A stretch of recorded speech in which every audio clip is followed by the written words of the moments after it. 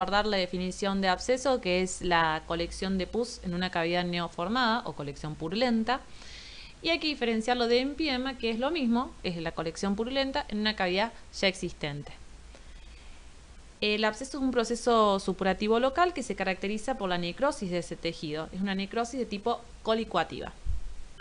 En esta imagen de esta diapositiva vamos a ver una radiografía de tórax postero-anterior en la que se ve a nivel del pulmón derecho una consolidación, una masa, en la que se observa la presencia de un nivel hidroaéreo, que se ve claramente. Y ahí nos está hablando, esa presencia de ese nivel hidroaéreo nos va a estar hablando de una infección bacteriana, probablemente o muy seguramente por microorganismos aerobios. Es por eso que tenemos ese nivel hidroaéreo. Los mecanismos de llegada de los microorganismos al pulmón pueden ser por aspiración de material infeccioso, que es una causa muy frecuente. Puede ser por una infección pulmonar primaria, por ejemplo, por una neumonía, por Staphylococcus aureus. Puede ser también por una embolia séptica, originada de una endocarditis bacteriana del lado derecho del corazón, y también por tumores del pulmón, que pueden dar lugar a abscesos. La morfología de los abscesos va a variar en la macroscopía, va a variar desde pequeñas cavidades, o sea, pequeñas lesiones milimétricas, a grandes cavidades de incluso hasta 5 o 6 centímetros. Incluso en estas lesiones se puede ver también la membrana piógena. En la microscopía se va a destacar la necrosis colicoativa característica de los abscesos, que es simplemente la destrucción purulenta del parénquima, como dice el pie de foto de la imagen. Bueno, dentro de lo que son las enfermedades intersticiales del pulmón, estas enfermedades van a cursar con la inflamación y la fibrosis del tejido conectivo pulmonar. Son trastornos no infecciosos y tenemos algunas que son de causa desconocida, como lo es la fibrosis pulmonar idiopática, y otras de causas conocidas, como por ejemplo la neumoconiosis de los trabajadores del carbón, que en una etapa muy avanzada y complicada va a producir lo que es la fibrosis masiva progresiva del pulmón.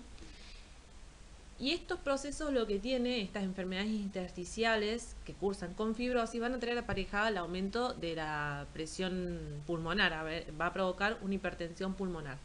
Esa hipertensión pulmonar, como nosotros ya sabemos, va a repercutir en las cavidades derechas del corazón, produciendo lo que es un cor pulmonale. Bueno, lo importante e interesante de estas enfermedades, de este grupo de enfermedades, es que da una imagen muy característica en los estudios por imágenes, valga la redundancia, que se denomina pulmón en panal de abejas. Esta imagen es mucho más clara y más característica en las tomografías axiales computadas, como es la imagen de la derecha. Y en la izquierda también se ve un proceso claramente fibrosante y destructivo del pulmón. Bueno, en esta imagen vamos a comparar lo que es un pulmón normal, que corresponde a la imagen histológica de la izquierda, con un pulmón con fibrosis pulmonar idiopática.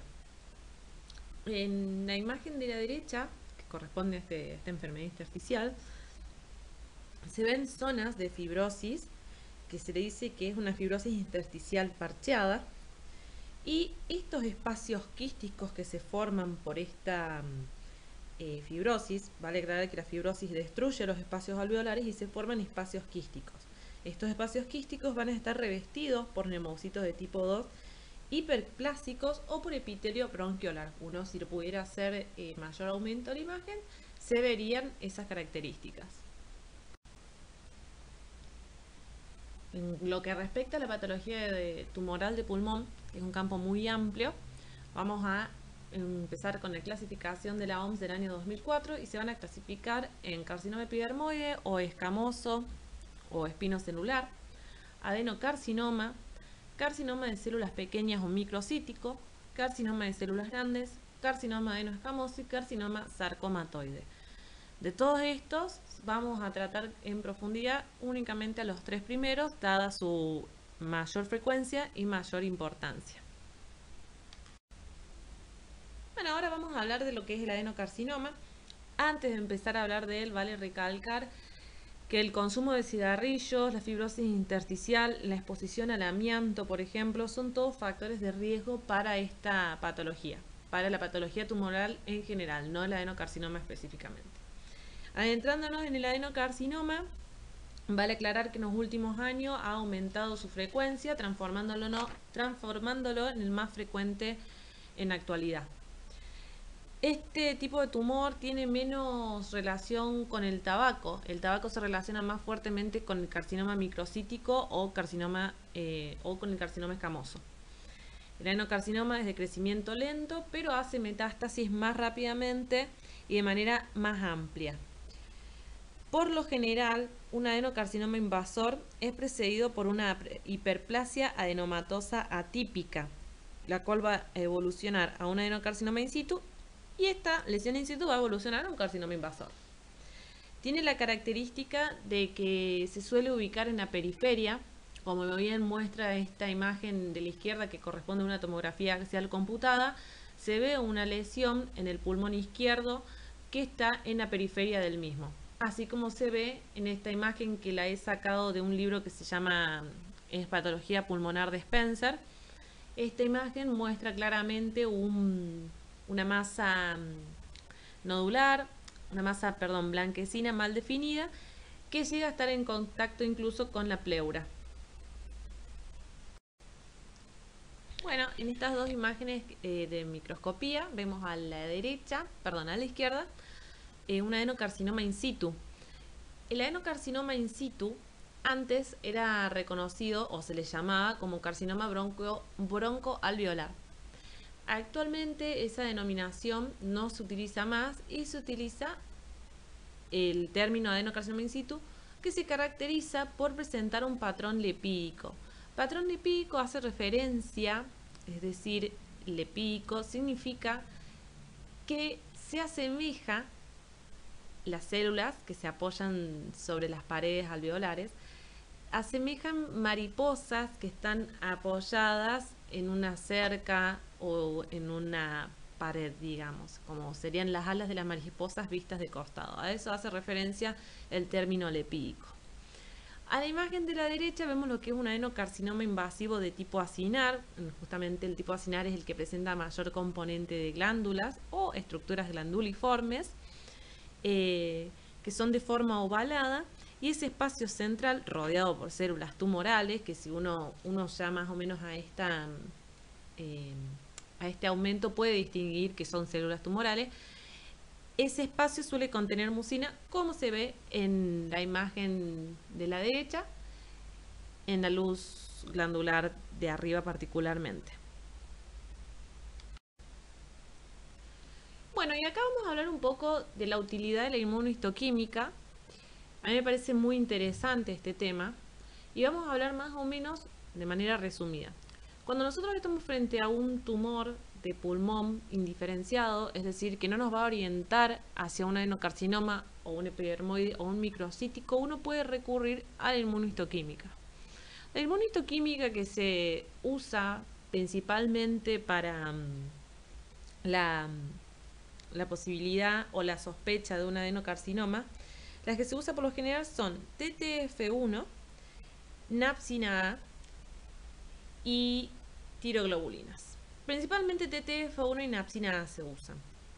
Pero si nosotros tenemos un paciente que tuvo un antecedente, por ejemplo, de un tumor de tiroides, le vamos a hacer lo que es tiroglobulinas para descartar que no sea una metástasis. ¿Por qué les digo esto? Porque TTF1 es un factor de transcripción tiroideo, es decir, va a reaccionar frente a tejido tiroideo. Entonces, si yo tengo una masa en pulmón que tiene reactividad para TTF1 y yo tengo esta reactividad en un paciente que ha tenido un cáncer de tiroides, yo tengo que descartar que no sea una metástasis. Entonces, para salir de esa duda, uno va a hacer tiroglobulinas y si son negativas, vamos a estar hablando de un adenocarcinoma primario de pulmón. También hay otras posibilidades de hacer inmunohistoquímica para descartar también que no sea un adenocarcinoma metastásico de intestino, pero ya eso es muy profundo. Yo simplemente quiero que sepan la utilidad y la importancia de la inmunohistoquímica y que el adenocarcinoma va a reaccionar o a mostrar positividad para TTF1 y napsina A principalmente. En cuanto al carcinoma escamoso, el carcinoma escamoso tiene recordar siempre que se puede llamar o se puede encontrar en los libros también como carcinoma epidermoide o carcinoma espinocelular. Este tipo histológico tiene mayor relación con los cigarrillos que el adenocarcinoma y se caracterizan por ser predominantemente centrales. Suelen ser lesiones centrales, así como se ven en esta tomografía, particularmente en la imagen de la derecha, y tienen una característica que suelen cavitarse debido a necrosis. Esto es una gran diferencia con los adenocarcinomas, que estos no se cavitan.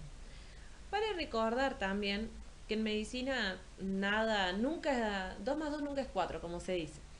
Entonces, probablemente nosotros podamos tener un paciente que presente un adenocarcinoma central. Pero si es una lesión central con aspecto tumoral que no está cavitada, nos podría orientar a un adenocarcinoma. Obviamente, siempre se confirmará con el estudio histológico.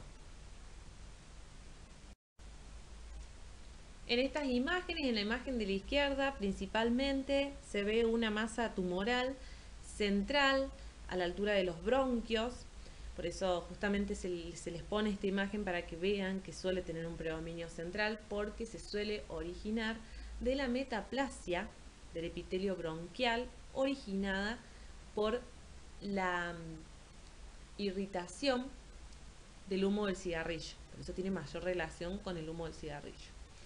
Puede crecer de manera hacia la luz, digamos, bronquial, como se ve en la imagen superior de la derecha, imagen superior derecha, perdón, que ocupa la luz bronquial.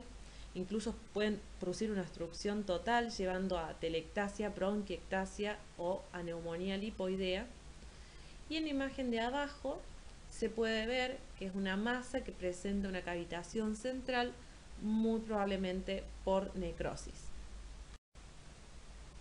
Bueno, en la imagen de la izquierda vamos a tener un carcinoma escamoso bien diferenciado. Vamos a decir que es bien diferenciado cuando se encuentren en la histología o microscopía las perlas córneas.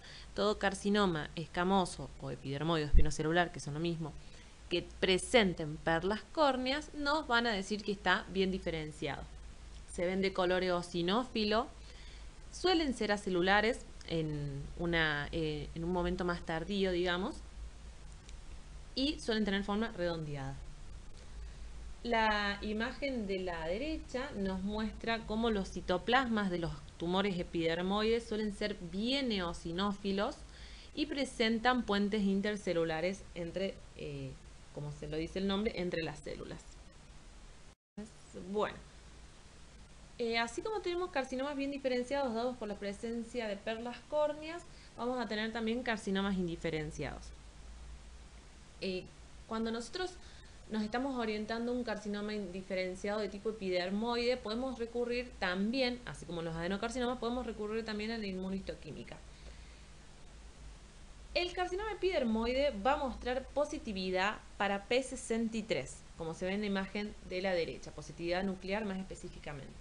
También podemos usar otras inmunohistoquímicas como citoqueratina 5 y 6 o P40. Bueno, en cuanto a lo que es el carcinoma de células pequeñas o microcítico de pulmón, vale aclarar siempre que es un tumor muy agresivo, de muy mal comportamiento y por ende muy mal pronóstico.